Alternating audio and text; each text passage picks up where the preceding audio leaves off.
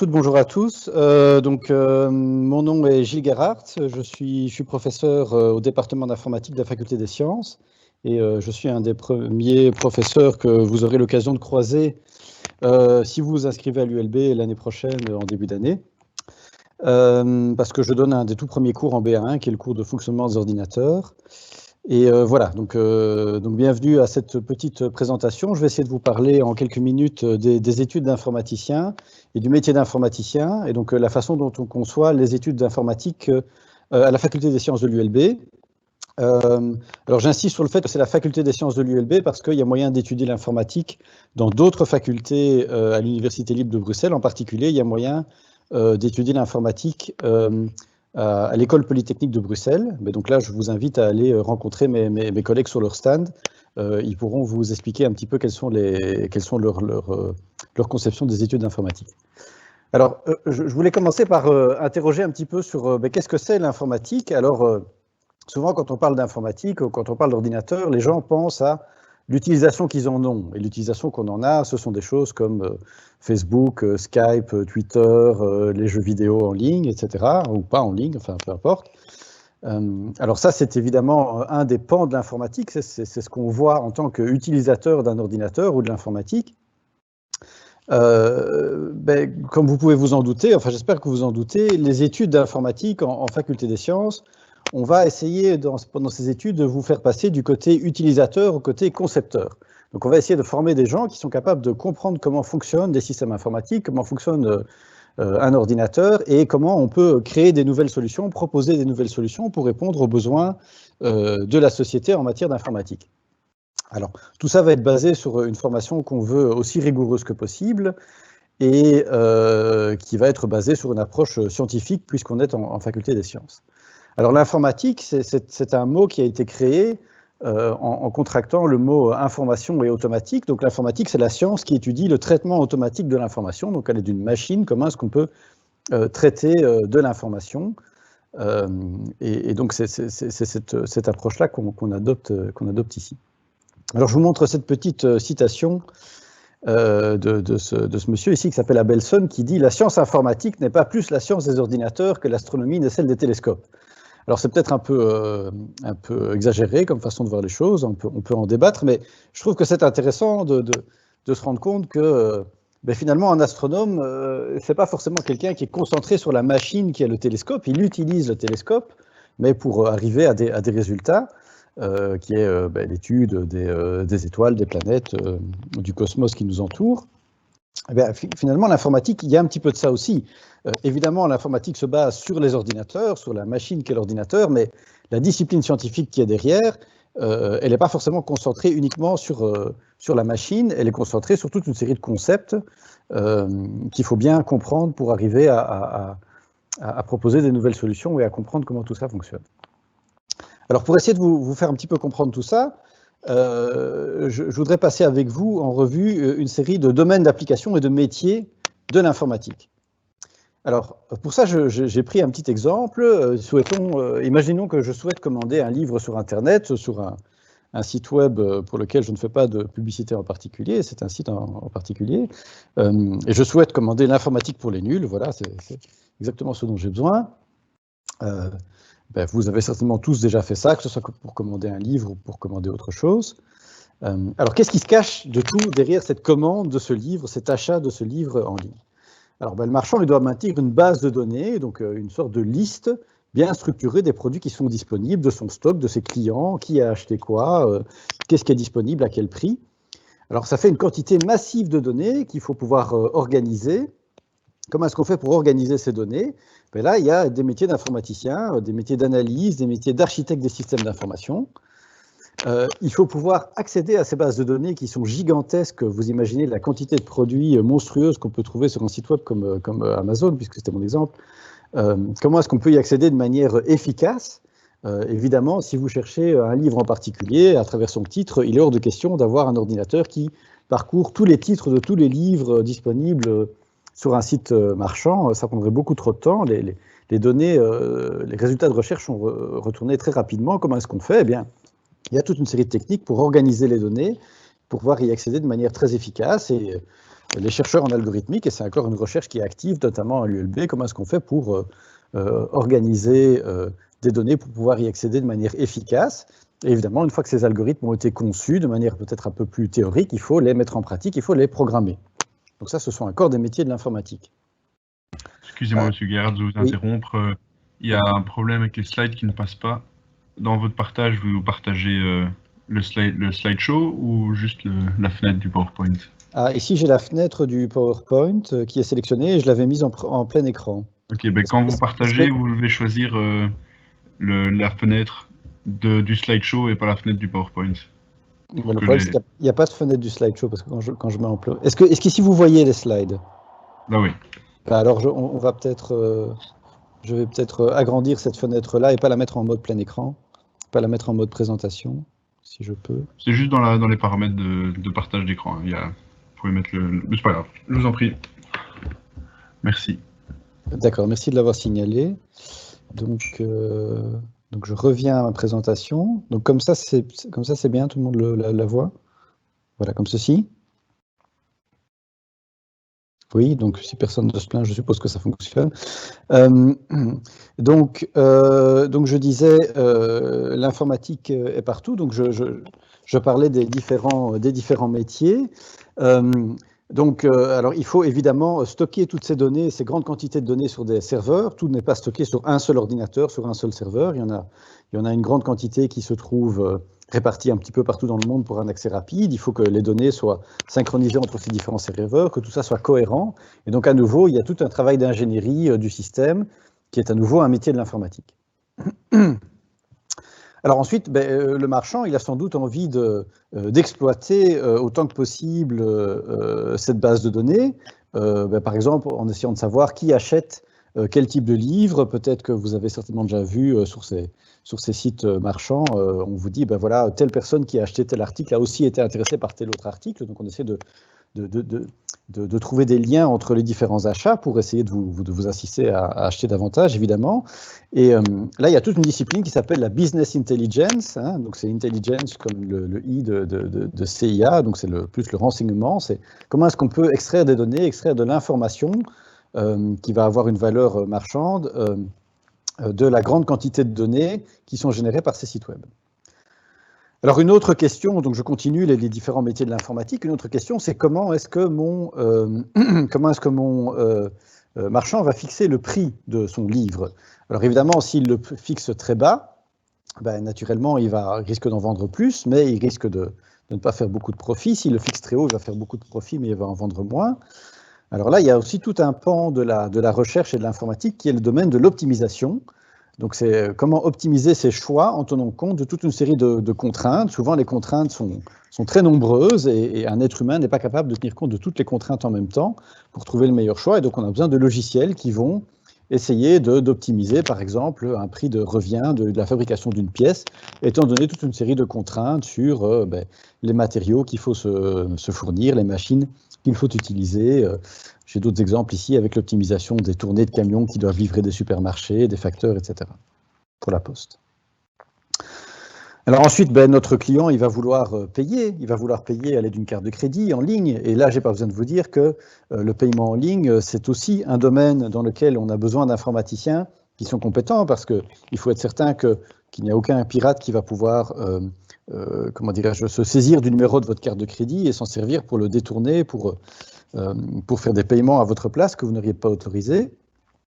Et donc, la sécurité informatique, c'est un domaine de l'informatique qui est très important et qui est de plus en plus présent.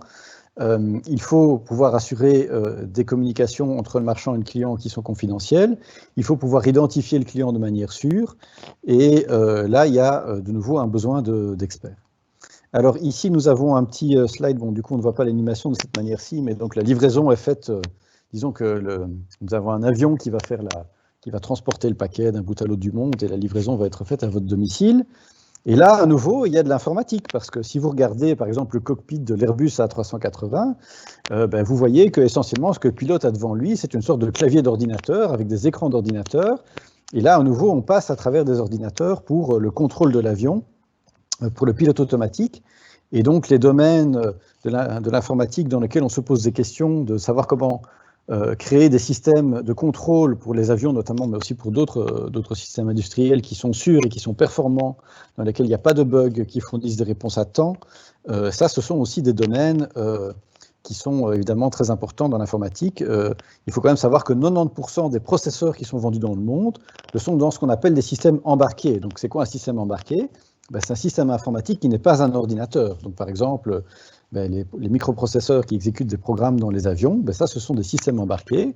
C'est comme un ordinateur, mais ce n'est pas un ordinateur personnel, dans le sens où vous ne pouvez pas installer Word sur votre avion.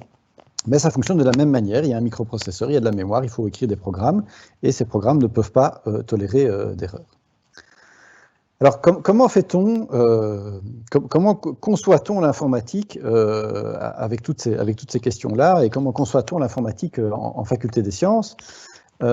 L'accent que l'on met, on met vraiment l'accent sur la compréhension, et pour essayer d'illustrer cette question de compréhension, je vais passer très rapidement sur un petit problème que je vais illustrer ici. Si vous prenez une question très simple, prenez un album musical qui dure à peu près 1 heure de chansons, donc c'est à peu près ce qu'on mettait sur un CD du temps où on utilisait des CD pour écouter de la musique. Ça représente à peu près 700 mégaoctets d'informations. Donc vous savez que le mégaoctet, c'est une unité de mesure de la quantité d'informations. Mais si vous écoutez cette musique sur votre téléphone ou sur un lecteur multimédia, cette musique est sans doute stockée dans un format comme le MP3 ou un autre format similaire, et elle va prendre beaucoup moins de place. 1 heure de musique, ça va tenir à peu près dans 100 mégaoctets.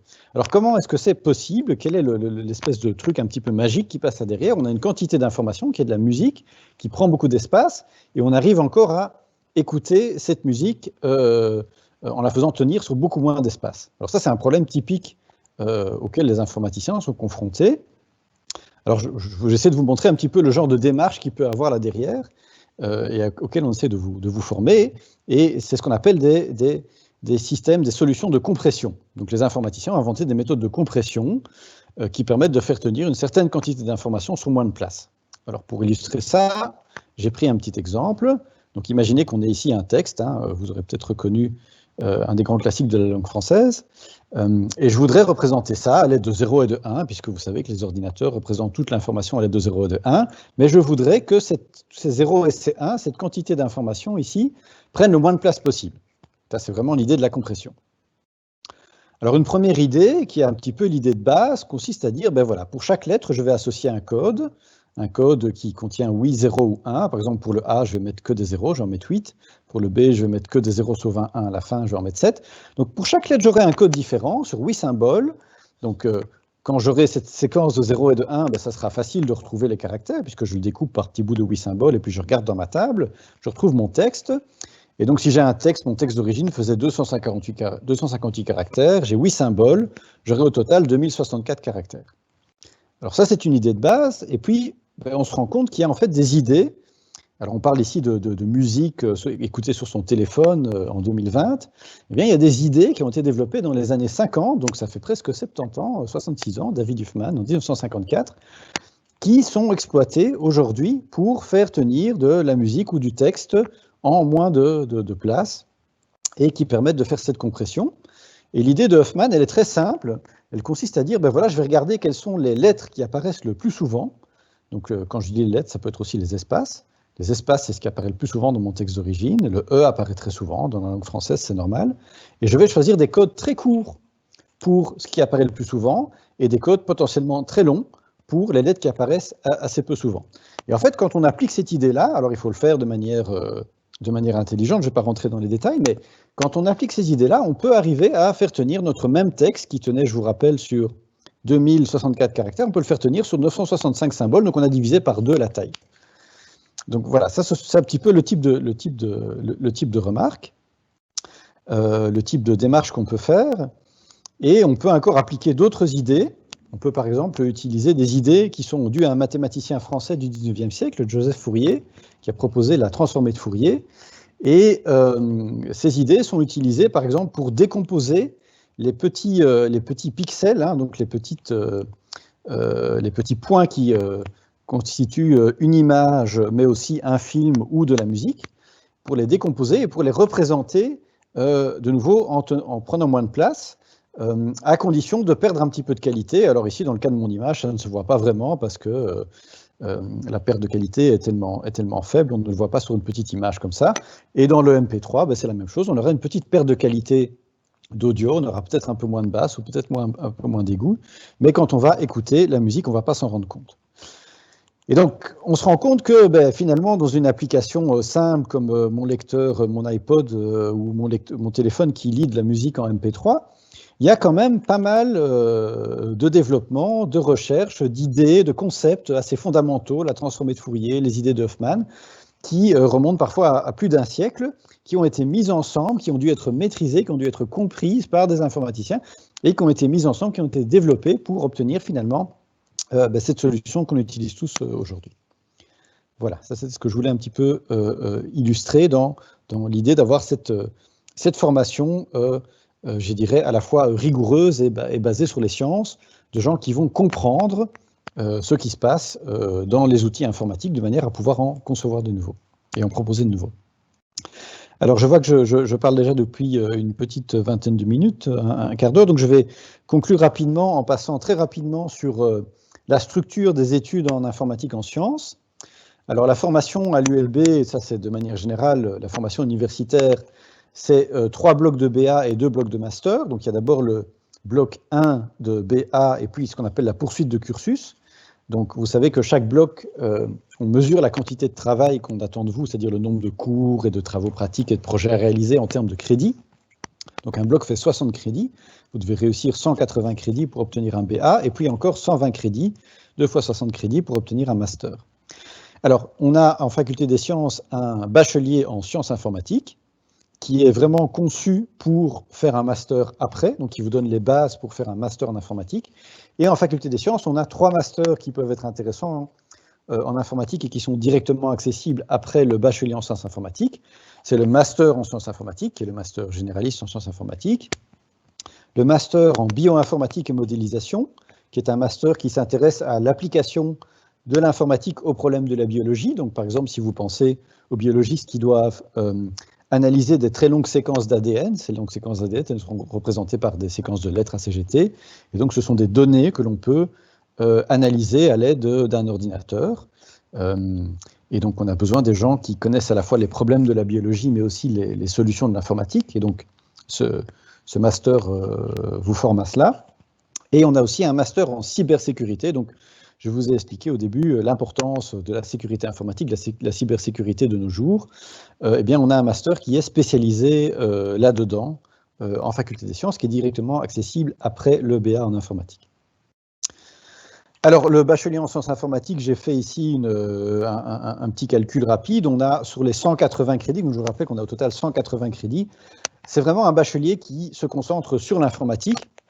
Et ça, c'est sans doute, parce que c'est une question qui revient assez souvent, la grosse différence avec la formation en informatique à l'école polytechnique, c'est qu'à l'école polytechnique, vous allez avoir avant tout une formation d'ingénieur en bachelier, et donc vous allez avoir une formation qui va être beaucoup plus large, dans laquelle vous allez avoir beaucoup plus d'autres sciences, comme encore de la chimie ou de la physique, et moins d'informatique. Vous allez avoir plus d'informatique à ce moment-là en master. Tandis qu'ici, on a un bachelier qui est vraiment en informatique, donc sur les 180 crédits, vous avez à peu près 100 crédits d'informatique, 30 crédits de maths, ce sont les bases rigoureuses sur lesquelles on base notre discipline, et puis aussi des options, des langues, principalement de l'anglais, et aussi de l'électronique. Pour le master en sciences informatiques, alors à l'ULB, il est enseigné en anglais, parce que ça permet aux étudiants d'améliorer leur niveau d'anglais. Naturellement, ils ont eu des cours d'anglais en bachelier aussi, mais ça leur permet d'améliorer leur niveau d'anglais à travers les cours. Vous voyez que là, comme c'est un master, vous êtes beaucoup plus libre du choix du contenu. Le tronc commun fait environ 40 crédits sur les 120. Vous avez la possibilité de faire un stage qui comptait pour une dizaine de crédits, un mémoire pour une vingtaine de crédits, et puis vous avez des options à choisir dans des blocs ou de manière libre, de manière à de donner une coloration un peu plus personnelle à votre master. Et la coloration la plus personnelle, évidemment, de votre master, ça sera, in fine, votre mémoire, qui est vraiment un travail personnel qui apparaît à la fin. Alors, le master en cybersécurité, lui, c'est un master qui forme des professionnels en sécurité informatique. Et ce qui est intéressant, c'est que c'est un master qui est organisé par plusieurs universités et plusieurs écoles supérieures. Donc l'ULB, l'UCL, l'Université de Namur, l'École royale militaire, la HE2B et la HELB, et qui forme des gens de manière très large, très transversale. Vous allez avoir des notions avancées de cryptographie, de système, de réseau, mais aussi des aspects plus éthiques, humains, légaux, la gestion de la sécurité dans les entreprises et les logiciels. Donc vraiment, on balaye tout le spectre depuis les bases scientifiques jusqu'aux aux applications vraiment concrètes dans le monde de l'entreprise. Et il y a aussi le master en bioinformatique et modélisation. Il y a aussi un master complémentaire en big data. Et il y a évidemment toujours la possibilité d'accéder à d'autres masters. Mais à nouveau, je le répète, le bachelier en sciences informatiques en faculté des sciences est vraiment conçu pour faire un des masters qui se trouve ici. Donc c'est comme ça qu'il doit être vu. Voilà, ceci termine ma présentation. Je pense que j'ai parlé à peu près une petite vingtaine de minutes avec les 5 minutes de retard. Je vous remercie pour votre attention. Et je vais peut-être remettre la webcam, je ne sais pas si on me voit, peut-être pour répondre à des questions. Alors j'ai vu qu'il y avait une question qui est bonjour, quand est-ce qu'on peut s'inscrire pour l'année prochaine? Donc je ne sais pas très bien à partir de quelle date les inscriptions sont ouvertes, donc je pense que vous devriez avoir un stand du service des inscriptions sur le site web de la journée portes ouvertes. Donc on va vous donner les informations précises à partir de quelle date vous pouvez vous inscrire, sachant évidemment que ça dépend si vous êtes étudiant belge et assimilé ou si vous êtes un étudiant d'origine étrangère. Alors, je vois qu'il y a une question. Le bachelier en sciences informatiques nécessite un examen d'entrée? Non, il n'y a pas d'examen d'entrée. L'examen d'entrée est pour l'école polytechnique. En faculté des sciences, il n'y a pas d'examen d'entrée. Question suivante. Quelle est la proportion des élèves qui réussissent la première année en maths et en physique? Alors, je ne suis pas sûr de bien comprendre la question. Donc, si c'est la proportion des élèves qui réussissent les cursus de maths ou de physique, ça je ne peux pas vous répondre, hein, parce que moi je peux vous répondre sur le cursus d'informatique. La proportion des élèves qui réussissent en première année en sciences informatiques, elle est pas très élevée, elle est d'à peu près 20%. Maintenant, ce qu'on observe pour les raisons d'échec, ce sont essentiellement, je dirais, des élèves qui disparaissent très rapidement. Ce qu'on constate, c'est que les élèves qui s'accrochent, qui viennent, qui font les TP, qui participent vraiment aux activités d'apprentissage sont en moyenne des élèves qui réussissent bien, avec des taux de réussite de 70 à 80% par rapport à ces élèves-là. Alors, donc je vois qu'il y a des questions plus liées à la situation personnelle, ça peut-être qu'on peut en discuter en privé après. Alors, à la suite d'un master en cybersécurité, pouvons-nous tout de même faire des jobs d'informaticien plus basiques, comme un job de webmaster? De toute façon, si vous inscrivez au master en cybersécurité, ça suppose que vous avez de toute façon une formation qui est équivalente au bachelier en sciences informatiques. Donc là, vous avez une formation de base générale en informatique, vous avez de la programmation. Alors, il n'y a pas de cours spécifiques pour devenir webmaster en particulier, mais vous avez les bases qui sont nécessaires pour apprendre ces choses-là. Donc, je dirais que les compétences de base, a priori, ce sont plutôt des choses qui sont acquises dans le bachelier, de toute manière. Alors, cette formation forme-t-elle au métier de développeur? Oui. Donc, vous allez avoir des cours de programmation dès le début. Donc, vous allez clairement apprendre à développer, ça c'est certain. C'est la base de la formation en informatique, évidemment, c'est de pouvoir programmer et de développer. Maintenant, c'est clair que les profils que l'on vise à long terme, ce n'est pas forcément des gens qui vont rester développeurs toute leur vie. En général, quand on a un diplôme universitaire, on est plutôt appelé à se retrouver dans des postes à responsabilité, chef d'équipe, ou plutôt dans des postes qui sont au niveau davantage de la conception des systèmes informatiques. Mais on a la plupart de nos étudiants commencent leur carrière souvent en développement, montent les échelons, et puis il y a des gens qui aiment ça et qui restent développeurs toute leur vie. Il n'y a pas de mal à ça, hein, et donc il y a une formation.